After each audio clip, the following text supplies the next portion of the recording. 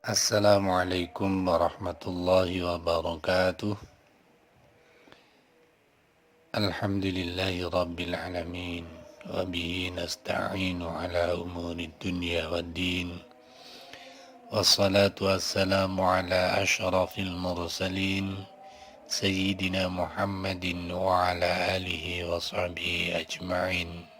Amma ba'd.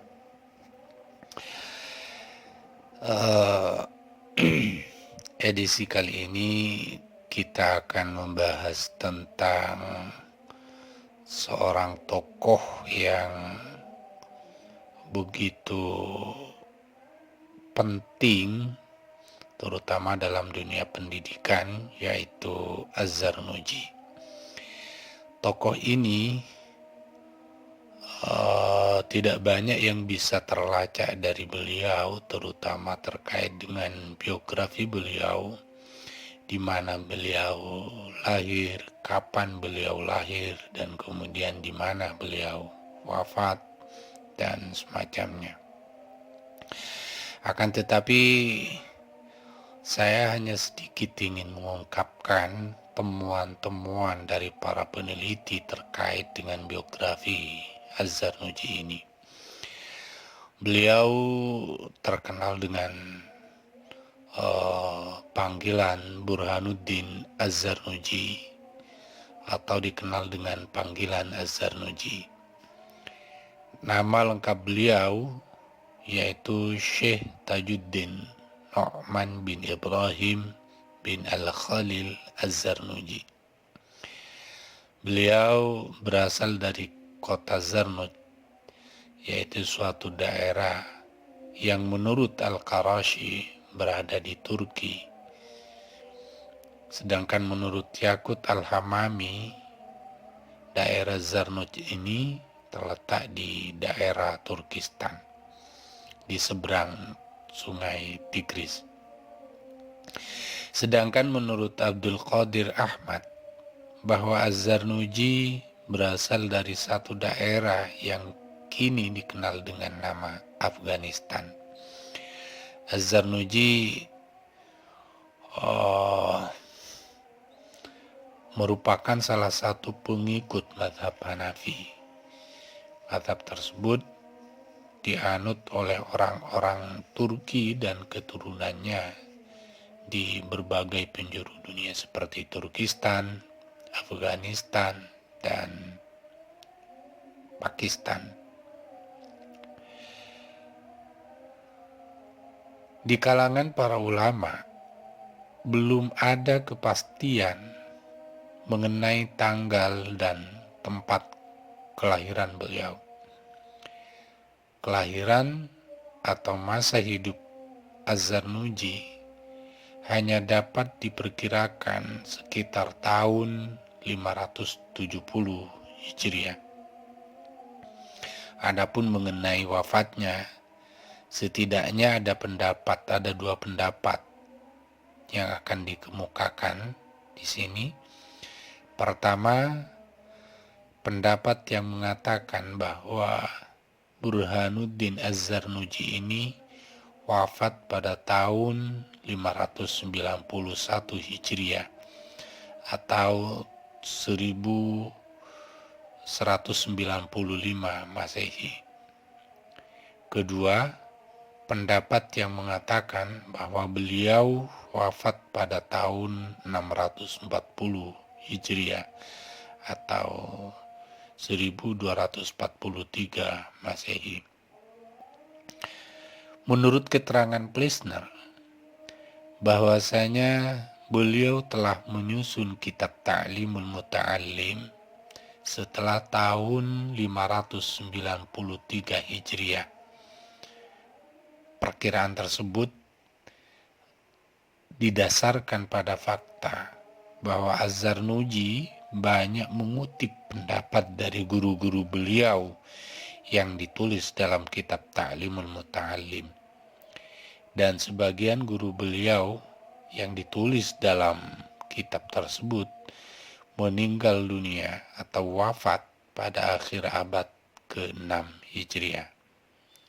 Dan beliau menimba ilmu dari gurunya saat masih muda. Az-Zarnuji merupakan ulama yang hidup satu periode dengan Nu'man bin Ibrahim Az-Zarnuji yang meninggal pada tahun yang sama. Dia pun meninggal tidak jauh dari tahun tersebut karena keduanya hidup dalam satu periode dan generasi. Dengan demikian, dapat disimpulkan bahwa Az-Zarnuji wafat sekitar tahun 620 Hijriah. Atau dengan kata lain, Az-Zarnuji hidup pada seperempat akhir abad ke-6 sampai pada 2/3 pertama dari abad ke-7 Hijriah. Dari beberapa pendapat di atas, dapat kita ketahui bahwa beliau hidup pada akhir abad ke-12 dan awal abad ke-13, tepatnya tahun 591 Hijriah, atau hidup pada abad ke-13 itu sendiri. Sebagaimana kita ketahui bahwa pada masa itu adalah masa kejayaan Islam, sekaligus masa awal kehancuran Islam, khususnya di wilayah timur. Kalau ditelusuri, pendidikan pada masa itu begitu pesat. Hal ini dibuktikan dengan banyaknya lembaga-lembaga yang muncul dan masyhur pada waktu itu, sehingga tidak diragukan lagi keilmuan dan intelektualitas Az-Zarnuji. Az-Zarnuji belajar di Bukhara dan Samarkand, dua kota yang menjadi pusat kegiatan keilmuan. Masjid-masjid di dua kota tersebut dijadikan sebagai lembaga pendidikan yang diasuh antara lain oleh Burhanuddin Al-Maghinani, penulis kitab Al-Hidayah, dan kemudian juga Syamsuddin Abul Wajdi dan ulama-ulama yang lain. Az-Zarnuji juga belajar kepada Syekh Ali bin Abu Bakar Ibnul Jalil Al-Farghani, juga belajar kepada Ruknul Islam Muhammad Ibnu Abu Bakar, seorang ahli fikih, sastra, dan kemudian juga belajar kepada Hamad bin Ibrahim, seorang ahli fikih. Di samping ahli fikih, beliau juga ahli sastra dan ilmu kalam. Selanjutnya, Az-Zarnuji juga berguru kepada Burhanuddin Al-Kashani yang wafat pada tahun 587, juga kepada Fakhruddin Al-Hasan Ibnu Mansur yang dikenal dengan Qadi Khan yang wafat pada tahun 592 Hijriah.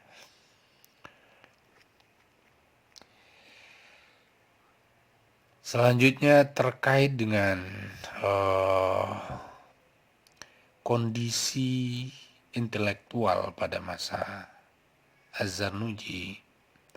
Sebagaimana kita ketahui, sebagaimana tadi saya sampaikan, bahwa Az-Zarnuji hidup pada masa di mana perkembangan ilmu pengetahuan begitu pesat. Beliau hidup pada abad pertengahan. Dalam catatan sejarah, abad ini atau periode ini merupakan zaman keemasan dan kejayaan peradaban Islam. Dalam hal ini, Hasan Langgulung mengatakan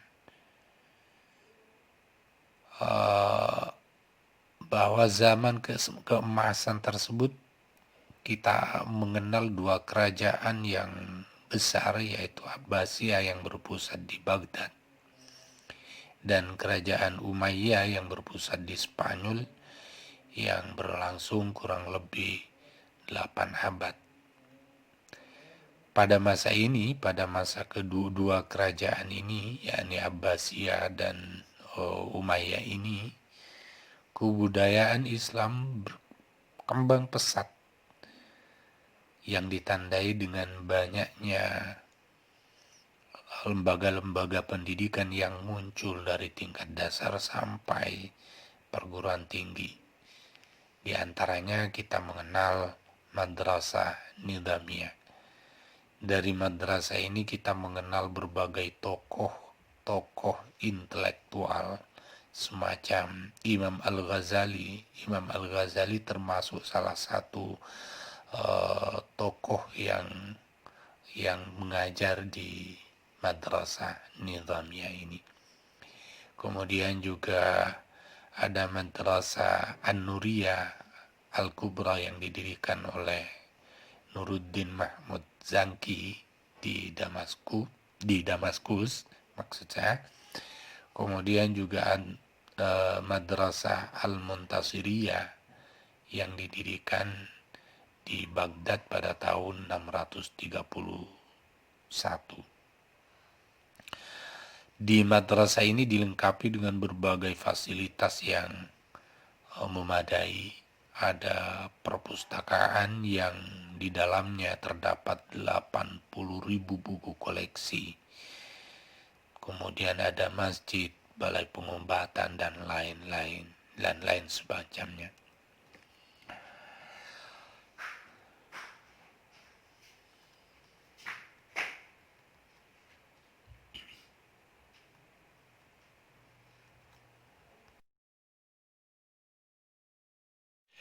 Kitab Ta'limul Muta'allim yang akan kita bahas ini merupakan sebuah kitab yang masih bisa dipelajari dan dijadikan rujukan hingga sekarang. Namun bukan berarti tidak ada karya beliau yang lain. Sebab logikanya, seorang alim seperti Az-Zarnuji yang selalu berkecimpung di dunia pendidikan dan bahkan seluruh hidupnya ia gunakan untuk pendidikan, tidak mungkin hanya menulis satu kitab saja. Apalagi jika dilihat dari guru-guru Az-Zarnuji dan orang-orang yang seangkatan dengan beliau banyak menulis kitab. Dan bahkan tradisi menulis kitab saat itu merupakan tradisi yang sudah lumrah. Jadi tidak mungkin, sekali lagi tidak mungkin Az-Zarnuji hanya menulis satu kitab saja, yakni Ta'limul Muta'allim. Mungkin saja Az-Zarnuji menulis kitab lain, tetapi tidak diterbitkan. Menurut Plessner, kitab Ta'limul Muta'allim adalah satu-satunya kitab Az-Zarnuji yang masih tersisa hingga saat ini. Plessner menduga kuat bahwa Az-Zarnuji memiliki karya lain, akan tetapi banyak yang hilang karena serangan tentara Mongol yang dipimpin oleh Hulagu Khan terhadap kota Baghdad pada tahun 1258 Masehi. Dalam serangan tersebut, banyak kitab-kitab karya intelektual Muslim yang dibumi hanguskan dan abunya dibuang ke laut, sehingga laut menghitam karenanya. Kita tidak bisa membayangkan betapa jayanya Islam seandainya separuh saja dari sisa peradaban tersebut terselamatkan. Sebagaimana kita tahu, Baghdad saat itu merupakan negara adidaya dan pusat peradaban Islam. Berbagai macam tokoh intelektual yang muncul saat itu. Di bidang filsafat misalnya, kita mengenal Al-Farabi, Al-Kindi, Ibnu Sina, Al-Ghazali, Ibnu Tufail, Ibnu Bajah maksud saya, dan Ibnu Rushd. Di dalam bidang kedokteran juga ada Jabir bin Hayyan. Beliau di samping ulama atau intelektual penemu ilmu kimia, beliau juga sebagai seorang dokter. Dan demikian juga Ibnu Rushdi dan Ibnu Sina, beliau di samping sebagai seorang tokoh filsafat, beliau juga seorang dokter. Dan bahkan beliau juga termasuk salah satu ulama yang menulis sebuah kitab tentang ilmu kedokteran. Selanjutnya juga di bidang kedokteran ini ada Ibnu Sahal, ada Ar-Razi, yang kita tahu beliau itu adalah penemu cacar. Kemudian juga ada Hunain Ibnu Ishaq, ada juga Thabit Ibnu Qurra. Dalam bidang matematika, kita mengenal satu tokoh yang sangat terkenal, penemu angka 0 dan peletak dasar ilmu aljabar, yaitu Muhammad bin Musa al-Khawarizmi. Kita juga mengenal seorang tokoh matematik di era itu, yaitu Umar bin Farukhan. Kita juga mengenal Banu Musa. Sedangkan di ilmu falak, kita mengenal seorang tokoh terkenal yaitu Abu Ma'syar al-Falaki dengan sebuah kitabnya Isbatul Ulum dan Hayatul Falak. Kemudian juga ada seorang ulama, Jabir Batani, yang membuat teropong bintang atau penemu teropong bintang. Kemudian juga Al-Biruni,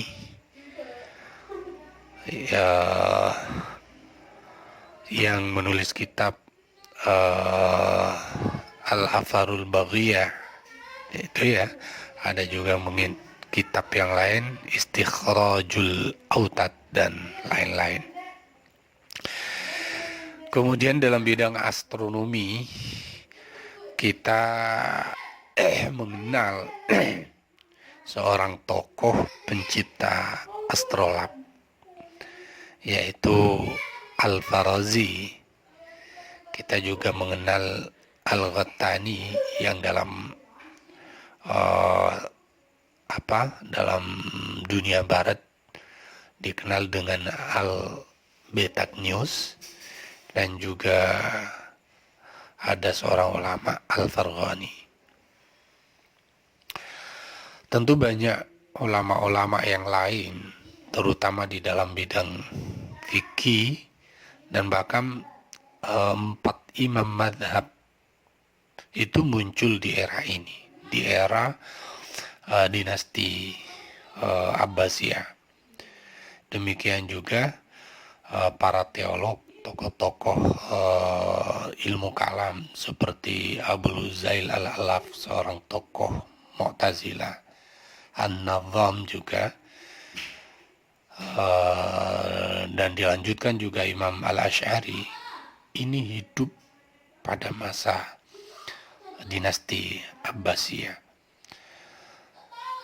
Di samping itu juga tokoh-tokoh tasawuf juga berasal dan hidup pada masa ini, seperti Imam Abu Yazid Al-Bustami, Imam Junaid Al-Baghdadi, Al-Hallaj, dan kemudian juga Imam Al-Ghazali.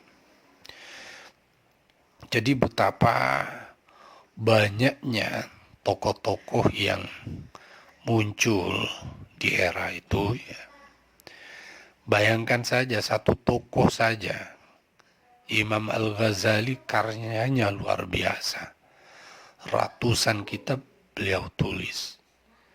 Bahkan seandainya usia kita digunakan untuk membaca karya Imam Al-Ghazali, itu mungkin usia kita tidak cukup untuk menyelesaikan membaca karyanya Imam Al-Ghazali. Belum lagi tokoh-tokoh yang lain yang sudah saya sebutkan tadi. Jadi betapa luar biasanya tradisi intelektual pada masa peradaban dinasti Abbasiyah ini. Kembali ke kitab taklim. Jadi kitab taklim yang ditulis oleh Az-Zarnuji ini sebenarnya merupakan refleksi dari model pembelajaran yang berkembang saat itu, yang telah mengantarkan munculnya para intelektual yang keilmuannya menjadi sebab munculnya peradaban yang kita saksikan hari ini. Mungkin seandainya tidak ada tokoh-tokoh yang saya sebutkan tadi, hingga saat ini tidak akan mungkin lahir teori kuantum. Kita mungkin tidak akan pernah mengenal teori relativitas dan semacamnya. Jadi teori-teori yang berkembang di barat saat ini, yang dikembangkan oleh orang-orang barat saat ini, sebenarnya itu merupakan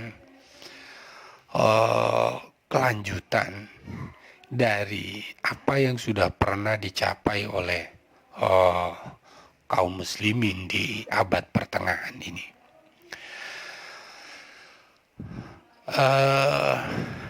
Sahabat-sahabat sekalian yang berbahagia, di Indonesia kitab Ta'limul Muta'allim ini dikaji di hampir seluruh pendidikan Islam, terutama pendidikan pesantren.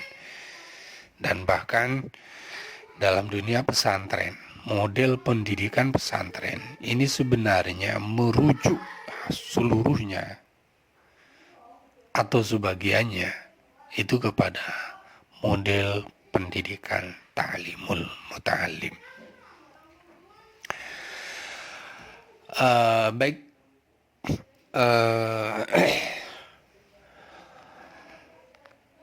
Dalam pengantar kitab Ta'limul Muta'allim, kita masuk pada pembahasan kitab Ta'limul Muta'allim. Dalam pengantar kitab Ta'limul Muta'allim,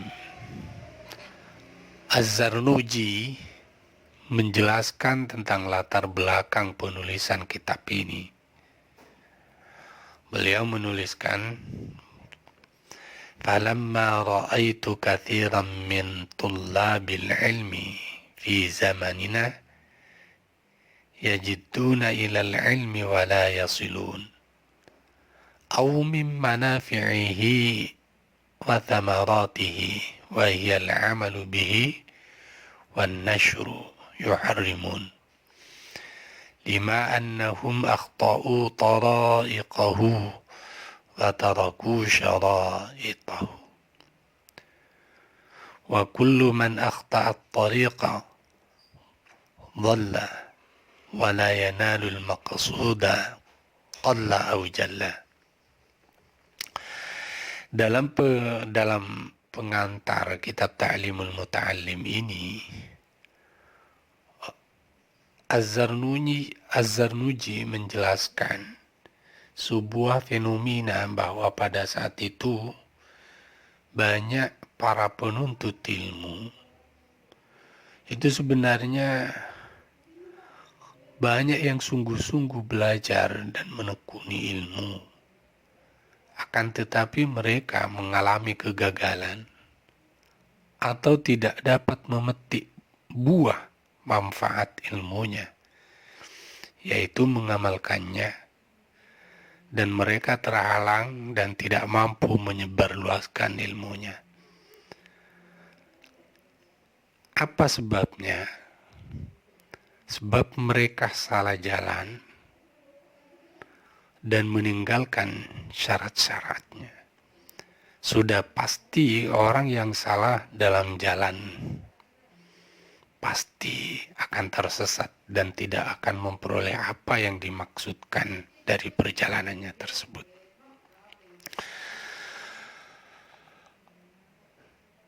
Jadi fenomena ini sebenarnya kondisi sosial yang melatar belakangi penulisan kitab Ta'limul Muta'allim ini sebenarnya masih ada relevansinya dengan kondisi kita saat ini. Kita menyaksikan dalam masyarakat kita, banyak di antara tokoh-tokoh kita, para ilmuwan kita, mereka semuanya adalah ahli ilmu. Akan tetapi justru mereka dengan ilmunya melakukan sesuatu yang tidak baik. Tidak ada yang melakukan korupsi. Sekarang ini kita tidak kehabisan stok terkait dengan orang pintar. Orang pintar saat ini sudah berjibun. Bahkan hampir semua orang sekarang sudah menjadi pintar, akan tetapi kepintarannya ini tidak mampu membawa mereka pada tujuan dari ilmu itu sendiri. Seperti saya katakan tadi, yang melakukan korupsi itu bukan tukang becak. Yang melakukan korupsi itu bukan petani. Akan tetapi yang melakukan korupsi itu adalah para profesor, para doktor, yang karena kedoktorannya itu, kepintarannya itu, kemudian dia melakukan korupsi. Nah, menurut Az-Zarnuji, dalam kitab ini, dalam pengantar kitab ini, tentu ini ada sesuatu yang salah, yang harus diperbaiki menurut Az-Zarnuji. Bagi Az-Zarnuji, ilmu itu melekat dengan amal, amal melekat dengan ilmu. Sehingga semakin bertambah ilmu, maka gambaran dari ilmu itu adalah dari pengamalannya. Lah inilah yang sebenarnya yang melatar belakangi mengapa kitab Ta'limul Muta'allim ini ditulis oleh Az-Zarnuji.